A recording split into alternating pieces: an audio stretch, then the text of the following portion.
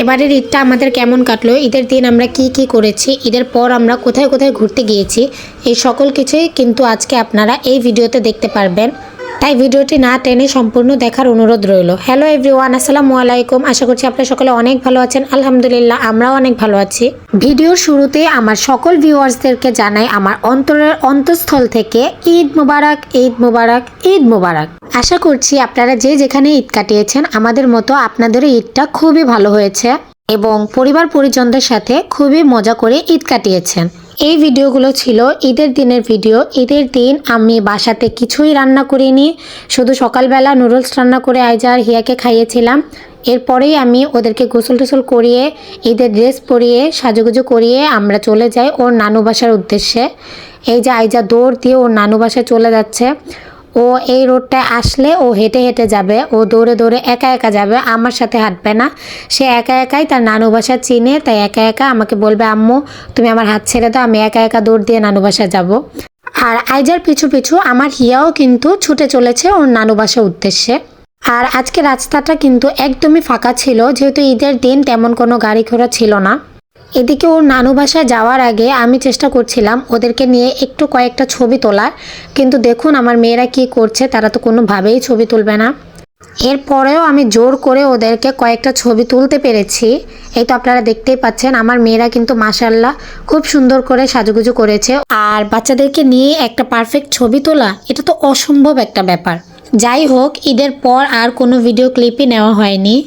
এটা হচ্ছে ঈদের পর চতুর্থ দিনের একটা ভিডিও। আইজা এবং হিয়া খুবই বায়না করছিল বাসায় বসে বসে। ওরা যেই কল দেয় সেই বলছে ঘুরতে যাচ্ছে, এখানে যাচ্ছে, ওখানে যাচ্ছে। আইজার ফ্রেন্ডরাও ঘোরাঘুরি করছে।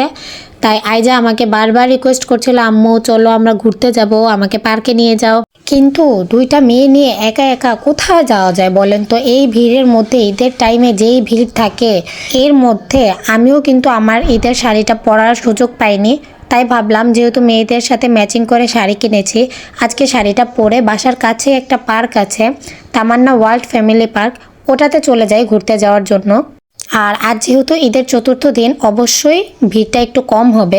এদিকে আমরা বাসা থেকে বের হতে হতে লেট করে ফেলেছি, কারণ আমরা ঘুরতে যাব এই প্ল্যানই হয়েছে বিকেলের পরে। এরপর ওদেরকে রেডি করে আমি নিজে রেডি হয়ে চলে গিয়েছিলাম পার্কে।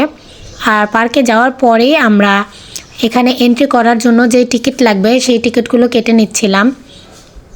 টিকিট কাটা শেষ করে আমরা পার্কের ভিতরে চলে যাচ্ছিলাম, কারণ পার্কের লাস্ট এন্ডিং টাইম হচ্ছে আর 8:30, 8:30 বাজলে ওনারা পার্ক ক্লোজ করে দিবেন।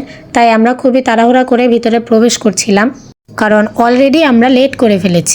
আর এই পার্কটা এতটা সুন্দর একটা পার্ক, এখানে ফ্যামিলি নিয়ে ঘুরতে আসার জন্য একটা বেস্ট জায়গা। আর যেহেতু এটা বাসার কাছেই ছিল, তাই বাচ্চাদেরকে নিয়ে আমি খুবই কমফোর্ট ফিল করছিলাম। অন্য কোথাও গেলে হয়তো মনে হতো ওরা হারিয়ে যাবে বা অনেক ভিড় থাকতো, কিন্তু আপনারা দেখেই বুঝতে পারছেন পার্কটাতে কিন্তু তেমন কোনো ভিড়ই ছিল না। আর মাশাআল্লাহ আমার দুইটা মেয়েও কিন্তু লক্ষ্মী মেয়েদের মতো আমার হাত ধরে ধরে হেঁটে ভিতরে যাচ্ছিল। ভিতরে এন্ট্রি করার পর আমরা কি কি করলাম, কোন কোন রাইডে উঠলাম, এগুলো সবকিছু কিন্তু আমার পরবর্তী ভিডিওতে দেয়া থাকবে। সে পর্যন্ত সবাই সুস্থ থাকবেন, ভালো থাকবেন। ভিডিওতে একটি লাইক দিয়ে দিবেন। আল্লাহ হাফেজ।